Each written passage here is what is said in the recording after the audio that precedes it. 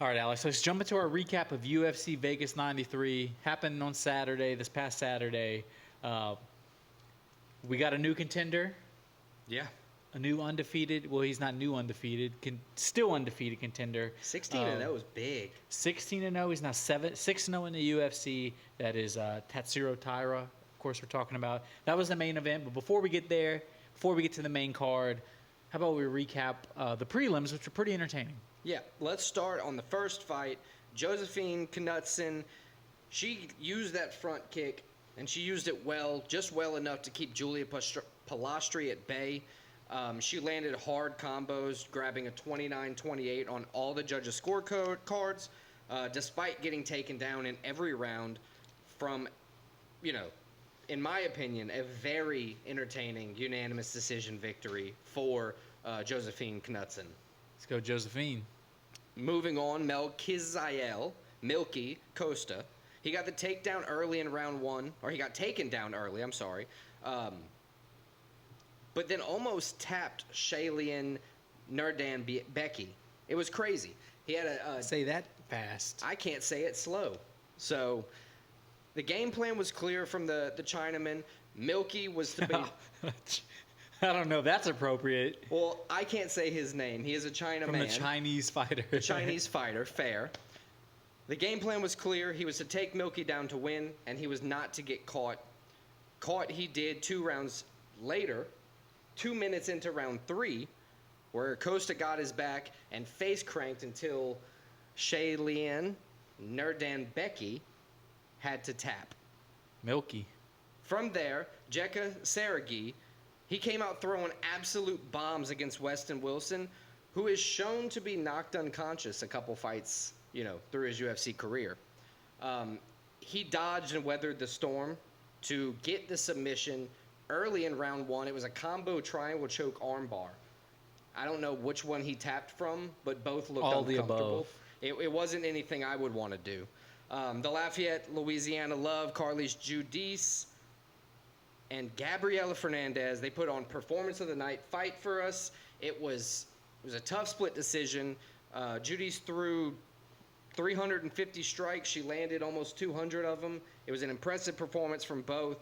I thought she won, as some did. One of the judges even did. Yeah, one judge. But overall, the Gabriela Fernandez judges won 29-28 in her favor. And then moving on to the prelim main event, closing out the Apex prelims, Nate Maness took Jimmy Flick into deep water, he was having to defend takedowns, and then he outstruck him whole-handedly, honestly, to earn a unanimous decision win on the cards there. Well-deserved unanimous decision win. Yeah, so let's go straight to the main card. Josh Quinlan versus Adam Fugit. I was saying Fugit just because that's, in my opinion, more fun. Your boy Fugit. Fugit's fun, too. Fugit won the fight. Split decision there as well. 29-28 on 2 judges' scorecards. But, in my opinion, it was more clear. Josh Quinlan, he was throwing hard, but he was just kind of attacking wildly. Yeah, although it was a close fight, as you said, and it was a split decision, I don't think it was a deserved split decision. I think it should have been unanimous for Fugit. Fugit used very strong kicks, landed a bunch of high kicks. That was most of the strikes he threw were kicks.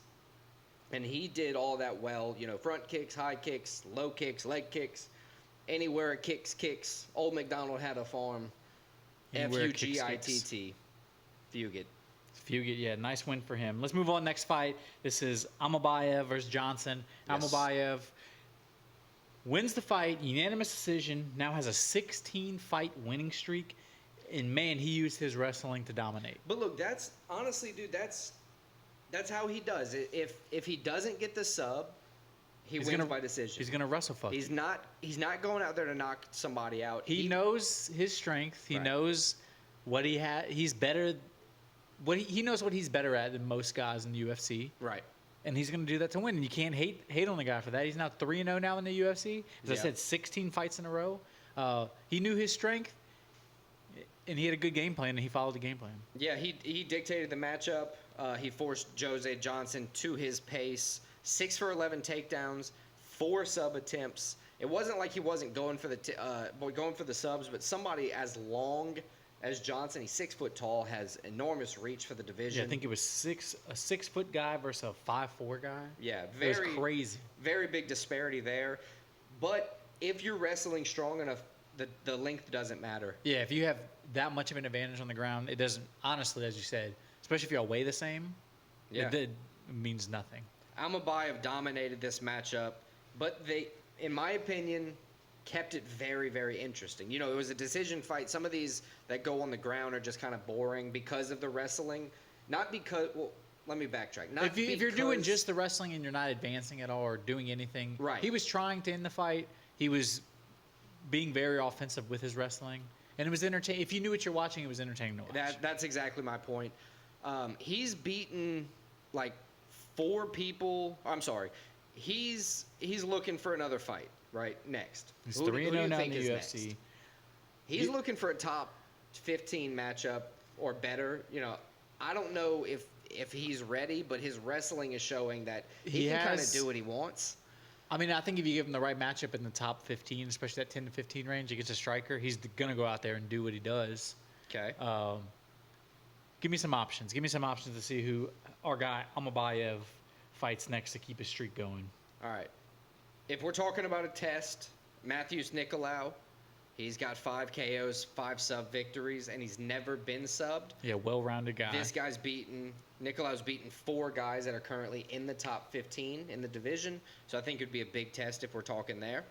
Another guy would be Tagir Ulanbekov. He's got, some sub wins. He's 4-1 in the UFC. Great sub game if we're going like stylistically the same. Or maybe David Dovrak, Dvorak, however you say his name. He's a wrestling background fighter. He's got a bunch of subs, some KOs, all-round fighter. Just different kind of looks. What is Almabayev's next look gonna be? Is it a striker? Is it an all-around guy? Is it a wrestler versus wrestler? What are we looking at for his next matchup? I would like to see him versus the all-around guy. I would like to see the Nicolau fight. I think you put him on not a main event, but a main card again on a fight night. Give him Nicolau. People will watch that. It'll be an entertaining fight. It'll test him, and it'll give him what he wants, which is a step up in competition and towards that top 15, top 10, top 5. Keep moving up. I like that. Let's move on to one I got wrong. Brady Highstand versus Garrett Armfield. This was one of those stylistic differences. Wrestler versus striker. Polar opposites from where they were going to attack from. And 3 rounds, 2 minutes into the 3rd round, Highstand, finally gained the final upper hand and made him tap with an RNC. That's a rear naked choke. Yeah, honestly, as you said, it was a stylistic matchup. And I'm mad about it because I like Garrett Armfield. I do too. He even lost humbly. Not too surprising. 2 totally different styles. And, the striking, I think fan-wise, everybody likes a striker. Everybody loves seeing a good striker. But usually when these two match up, these two styles, and both guys are very good at one of them, almost every time, not almost every time, but most of the time, put your money on the wrestler or the guy on the ground guy, and that's what happened. I have to say, Brady Highstand stood on his wrestling. He did. That's all I got for that. It was a good win, a good finish for him. Moving on, who do we think is next for him? Cameron Simon, Rinya Nakamura, Alan Tengeli. You remember that guy? He's also a Chinese fighter. Vicious ground game as well. What do you think is a good matchup? They're not quite, in the top 15, so you got to give them somebody a little bit deeper into the mix. A test, of course. But what kind of test? He showed right here what he does in the stylistic matchup where he has the advantage. Give him a guy that can wrestle too. Give him the Chinese guy. Let him wrestle it out. See who the better wrestler is. See who's a legit contender in this division. I've been slapped on the wrist. My political correctness is in check now. Let's move on to the next fight. Timmy Kwamba and Lucas Almeida. These are 2 guys that desperately needed a win coming in. Almeida coming in on a 2-fight losing streak, 1-2 in the UFC coming in. Kwamba 0-1 in the UFC, and I just have to say something. Almeida got the job done. Almeida, I said last week that Almeida just needed a good camp, And he talked after the fight about he went to his therapist, and one of the things he worked on a lot this camp was his mental health. He knew he was a good fighter, but he was kind of down in the dumps after losing two in a row. Yeah. I imagine that wears on your mental health, Right. especially if you're a fighter, like you're going to be a confident guy. You have to be. I mean, you got to do it.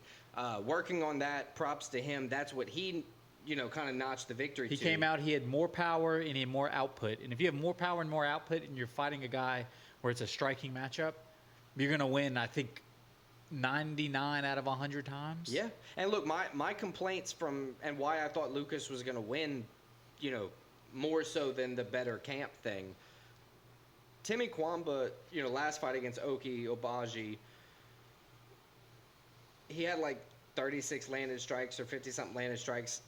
This one was a much better performance for him. He landed 73. He threw out 136. He was much more active. He had 2 takedowns. He was actively working for the fight. But like you said, Lucas Almeida had way more power.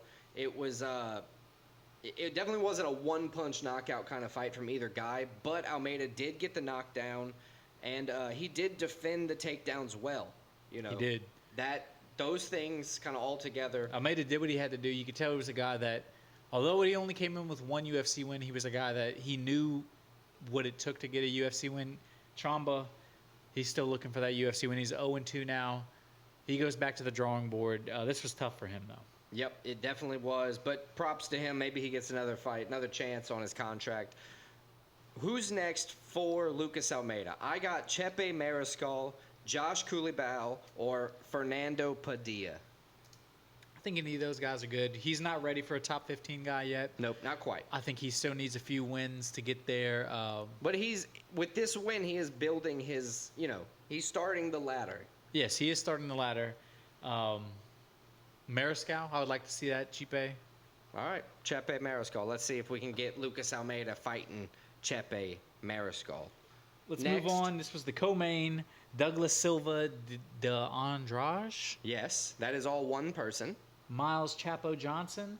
Miles Chapo Johns. And Johns had the big unanimous decision win over, I don't know if it's Silva. I don't know if it's Andrade. His nickname Silva is D Silva. D Silva. So let's call him D Silva. Yeah. So one thing, props Andrade at 38, proving he can still, fight with the best of them. It was a competitive fight, but Johns, I would say, more efficient. He had he landed bigger. He did have a little less volume. He wasn't doing a lot of combinations. He was going one big punch at a time, but he was landing those big punches, and you could tell his shots were more effective. Yeah, he stayed at range a lot better. I think, kind of like I said last week, he stayed, he stayed at a distance where he wasn't ever in bad danger. Exactly. Andrade was going to have to rush in there to get him. It wasn't going to be a clean. And I think it was clear. It seemed like Johns had more of the power, and Silva was more aware of that. And Johns used his power to win the fight because, honestly, the reason he won this fight, it wasn't output because he didn't, he wasn't overlanding. It was his power. Yeah, it was. And his shots were more affected D Silva more. Right. It's hard to lean on that. They were more damaging because neither guy walked away cut or bloody. Yeah. But it was a good, out of the two, the damage was definitely there for Johns. The judges saw it that way, 30-27, 30-27, and 29-28, all in favor of Miles Johns. I think Miles Johns is, he's moving on up. We know that. His call-out was Ricky Simon. He wants to fight him next. I think that's a good fight. That'd be a good competitive fight. Cody Garbrandt or Pedro Munoz. I mean, I think he would like to fight either one of those guys. I don't know if Pedro Munoz maybe. I don't think Cody Garbrandt would fight.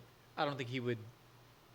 Cody Garbrandt, say what you want about him, he's still a big name. Yeah, he's got a. He's his last fight was still against Davison Figueiredo. Yeah. And although he lost, finished. I mean, he didn't look overly way overmatched. Right.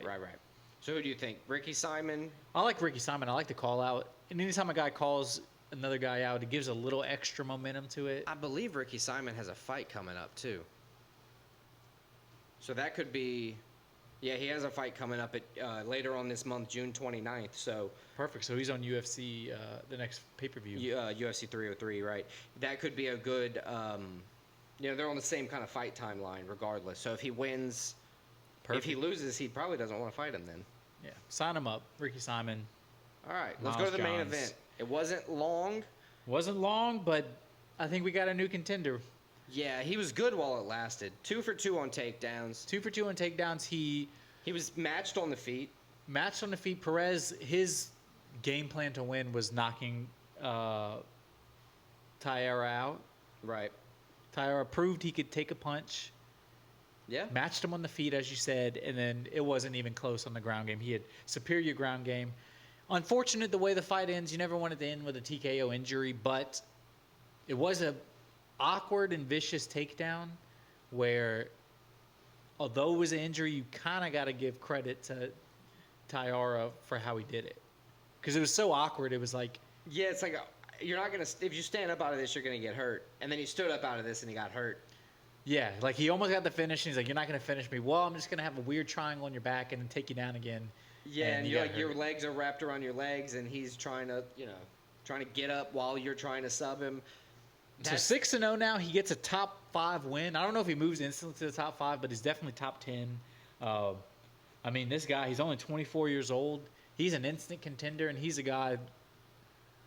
Buddy, he's a top 5. He's top 5. He is 5th. He's They, 5th. they gave him Perez's spot. They only dropped Perez to 7th though, which he's I still don't he's still a know- great contender. He just needs some time now. I don't know to let that knee who ball wants to recovery. fight him in the top 5. Because he's a Well- dangerous guy. He's so good on the ground. He is, and if I remember correctly, he's got some knockouts, right? They're ground knockouts. TK, ground and Well, pound, this one but was still. a knockout as well, I guess. Come to think of it, but his previous one with Hernandez, same thing. 55 seconds in, TKO. He's got some unanimous gets finishes, decisions, some subs. He is a problem for everybody in the flyweight division. Tatsuro, he's the man. I really like watching him fight. Again, he's a ground guy, but he's an entertaining ground guy. 16-0 now, 6-0 UFC, as we said. That's his. He now added the 6 wins, 4 finishes, Right. 2 KO TKOs, 2 subs. So he can win either way. But check this out. So if you have Taira right at the top, you have Urseg fighting Kai Kara France. They can't fight. Muhammad Mokaev fighting Manel Kopp. They're not fighting. The only people available, Brandon Royval, Brandon Moreno, I would really like to see Brandon Moreno. or somebody who's been waiting around talking for a title shot, Amir Albazi. Albazi, that would be an interesting Any matchup. one of those 3, I think this is a wrestling guy who can strike. This is a striking guy who can wrestle. We're talking about all 4 of the top 5 people. They've all got that background, including the champ, Pantoja. Pantoja can wrestle. He can strike. He wore Moreno out. He wore Brandon Royval out twice. Moreno out twice. They need new, fresh blood. I think he's a they're good one. forced to take a fight. I mean, Pantoja just fought Urseg. And That I'm not tells you saying- how much they need right. somebody else to step in. And I'm not saying they're forced to take a fight, like you have to take the fight or you're out of the UFC, but to stay relevant you and for want a this title guy shot, not yeah. to get a title shot above you, you have to be ready to fight because he's coming. Yeah, 'cause I Tatsuro think- Taira is the man to beat in the flyweight division right now. I don't think it's out of the question his next fight is for a title. I don't think it happens, but I wouldn't be surprised. But honestly, I like Brandon Moreno for him. I like Brandon Royval for him. Who do you like the most? Royval's off of a decision win. Moreno's back-to-back losses, but he's also faced heavy adversity And I throughout think, his career. I think Moreno's going to take a little time off is what he's hinting at. Yeah. And Tatsuro Taira wants to fight. He wants wants to fight. UFC gold right now. Who do you give him? Royval? Albazi? I kind of like the Albazi fight, honestly. I think it's 2 Albazi's got guys. 6 in a row as well. Albazi's a dangerous dude. streaks up. He's great on the ground. Match them up. Winner gets a title shot. I think that's the fight I want to see. It looks like in his last 6, he's got 3 subs, 2 decisions, and a KO. Albazi, I mean, that's the same kind of thing that Tatsuro Taira has. Albazi versus Taira, I would love to see that fight. Winner gets a title shot. All right, book it. Amir Albazi versus Tatsuro Taira. And with that, that's going to wrap up the recap of UFC Vegas 93, Alex Perez versus Tatsuro Taira. We got a new contender, boys. This is going to be a good year for the flyweight division. All right. Peace.